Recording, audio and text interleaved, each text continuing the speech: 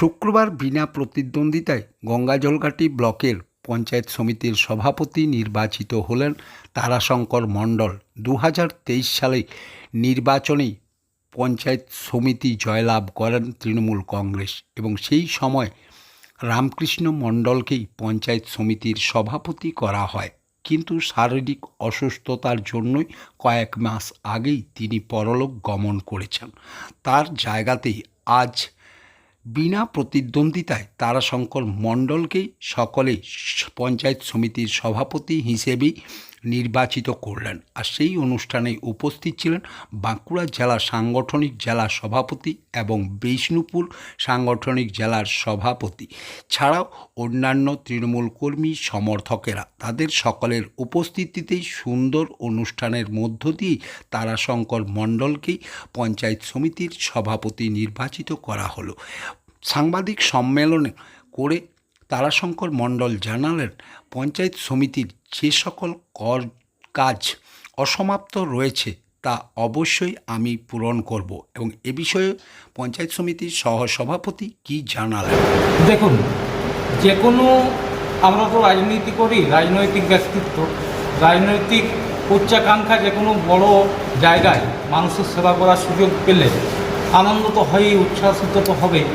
তার সাথে সাথে আজকের এমন একটা দিন, এমন একটা প্রেক্ষাপট, পাশেই রয়েছেন আমার দাদা, যিনি দক্ষতার সঙ্গে অজাত শত্রু ব্যক্তি ছিলেন রামকৃষ্ণ মণ্ডল।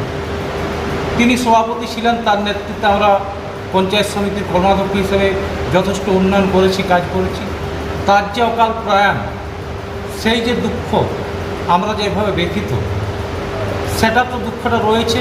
তার মধ্যখানে আজকে এই চেয়ারে বসার পর আমাদের প্রথম কাজ থাকবে যে রামকৃষ্ণদার যে অসম্পূর্ণ কাজ, সেই কাজগুলো যাতে আমরা আগামী দিনে ত্বরান্বিত করতে পারি এবং পশ্চিমবাংলার মুখ্যমন্ত্রী, মানবিক মুখ্যমন্ত্রী, যেভাবে পশ্চিমবাংলার প্রত্যেকটি মানুষের ঘরে ঘরে পৌঁছে যাচ্ছেন এবং পরিষেবা দেওয়ার জন্য আপনারা শুনেছেন যে আগামীকাল থেকে আজকে আমরা এই জায়গায় দল আমাকে এই জায়গায় আজকে বসিয়েছেন। আগামীকাল থেকে কিন্তু বিরাট কাজে নামতে হবে আমাদের। প্রত্যেকটা বুথে বুথে 10 লক্ষ টাকা করে আমাদের পাড়া, আমাদের উন্নয়ন যে ডাক দিয়েছেন মমতা বন্দ্যোপাধ্যায়, যে ঐতিহাসিক একটা প্রকল্প চালু করেছেন, সেই প্রকল্পের জন্য কাল থেকে নামতে হবে। তাই আমি উচ্ছ্বসিত সাথে সাথে এইটুকুই বলবো যে কাজ আজকে যেহেতু দল এবং পঞ্চায়েত সমিতির প্রত্যেকটি আমার যারা সদস্য রয়েছেন বিনা প্রতিদ্বন্দ্বিতায় বলতে পারেন,